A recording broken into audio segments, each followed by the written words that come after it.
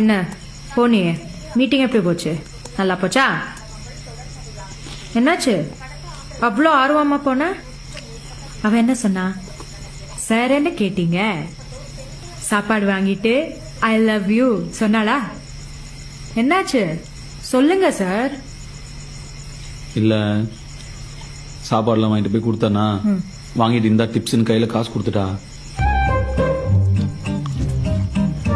நான் சொன்னேன்லடா, அவ உன்னை யூஸ் பண்ணிக்கிறா, சும்மா இருக்காம. சரி ஓகே, நீ தான் கரெக்ட். ஓகேயா? ஹாப்பியா?